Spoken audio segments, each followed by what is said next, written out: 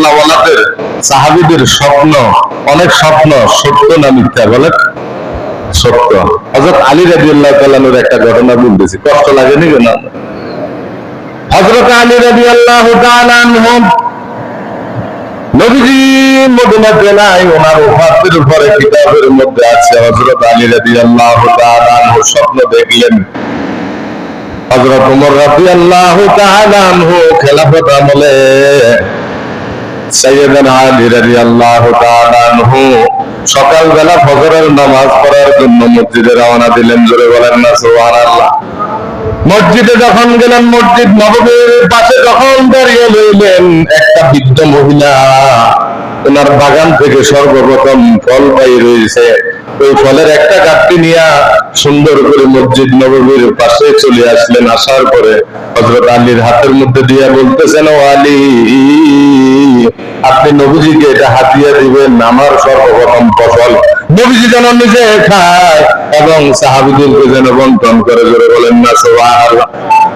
এরা মুসলমান আল্লাহর বান্দা, একটু গভীর মনোযোগ আমার দিকে তাকান, তাহলে চিন্তা করেন সর্বপ্রথম ফল, এই ফল একজন আলেমকে ব্যবহার করার জন্য দিলেন, হাদিয়া দিলেন।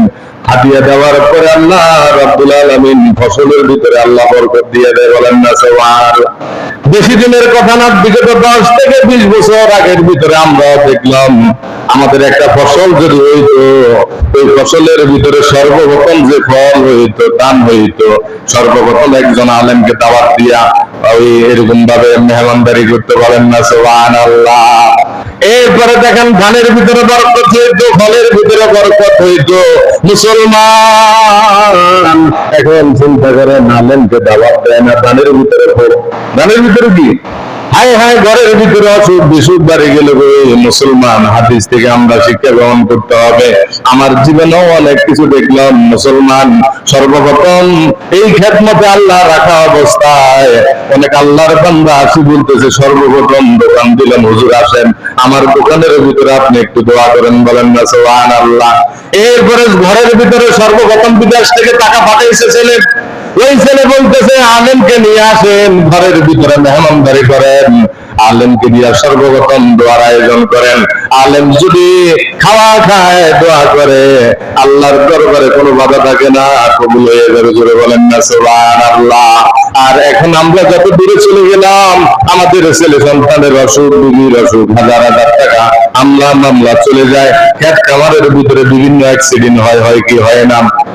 ওই মহিলার দিকে তাকাইয়া দেখেন, সাইয়েদনা আলী যখন মসজিদ নববীর গেট বরাবর দাঁড়িয়ে রইলেন, ওই মহিলা সর্বপ্রথম ক্ষেতের একটা ফসল, ক্ষেতের একটা কি খেজুর, আরবের ভিতরে ফসল হয় খেজুর, ভালো করে বুঝিয়ে লন।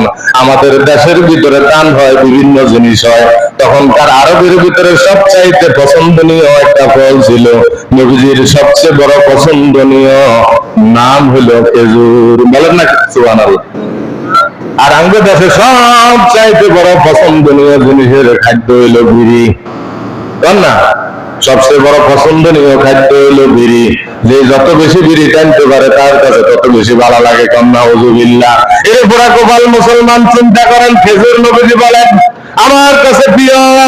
আপনি যখন দেখবেন রমজান মাসে নবীজি সুন্নাত, শুধু রমজান না, রমজানের আগেও ব্যবহার করতে পারেন, রাত্রেও ব্যবহার করতে পারেন, সকালেও ব্যবহার করতে পারেন। মুসলমান যারা খেজুর ব্যবহার প্রতিদিন করে, নবীজি বলেন তার শরীরের ভিতরে যত রকমের দুর্বলতা আছে, যত রকমের ভাবে এরকম ভাবে বাতের সমস্যা, এরকম ভাবে স্ট্রোকের সমস্যা, ক্যান্সারের সমস্যা, যত রকমের সমস্যা আছে, নবীজি বলেন খেজুর ব্যবহার করার কারণে আমার আল্লাহ রাব্বুল আলামিন তার দেহ থেকে রোগগুলা সরাইয়া দিবেন। বলেন না সুবহানাল্লাহ।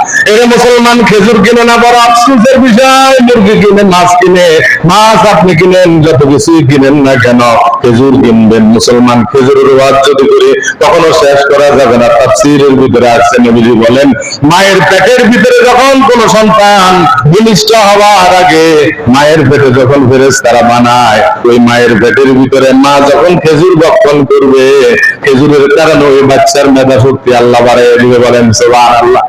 এরপরে সন্তান যদি দুনিয়াতে ভূমিষ্ঠ হয় মুসলমান, ভূমিষ্ঠ হওয়ার পরে সর্বপ্রথম তার জবানে যদি কোনো আলেম অথবা মুরব্বী একটু খেজুর চিবাইয়া তার মুখে দেয়, তার স্মরণ শক্তি ভালো হবে। জোরে বলেন না সুবহানাল্লাহ।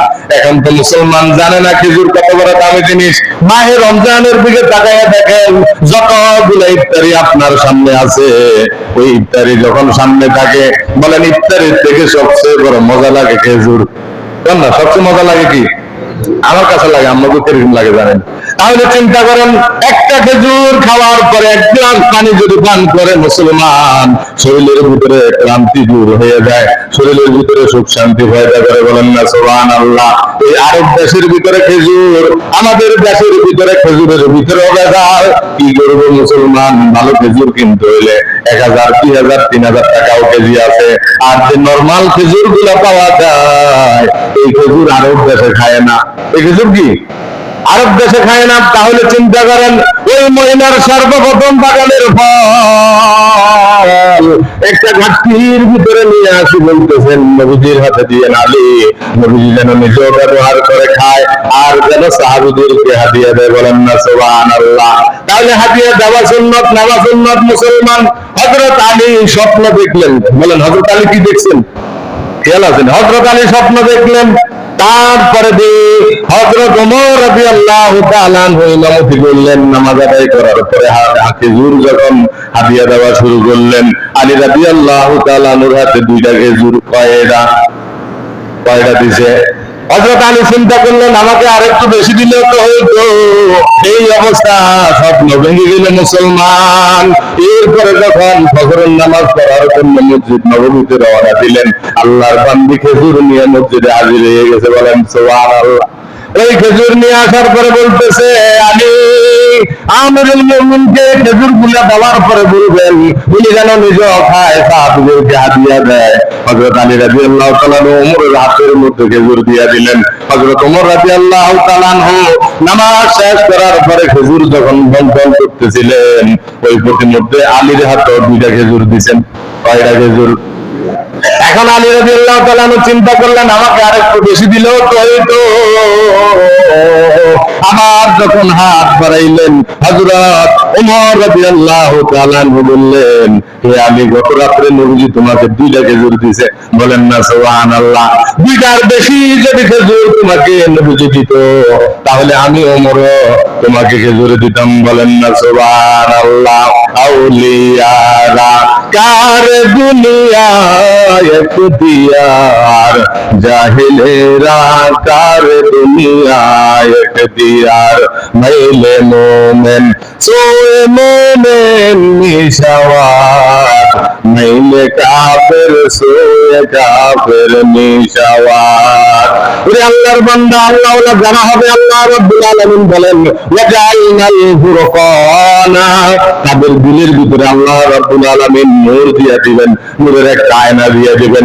মানুষ যখন আয়না দেখে, আয়নার সামনে যে চেহারা আছে, ওই চেহারা সে দেখতে পায়, আয়না পরিষ্কার। বলেন আয়না কি? ওই দিলটা, যে বান্দা আল্লাহওয়ালা হবে তার দিলও পরিষ্কার হবে। বলেন না সুবহানাল্লাহ। তাহলে চিন্তা করেন, আলী যে স্বপ্ন দেখলেন, আলী যে স্বপ্ন দেখলেন, ওমর একই স্বপ্ন দেখছেন। বলেন না সুবহানাল্লাহ। দেখেছে কি? আল্লাহ।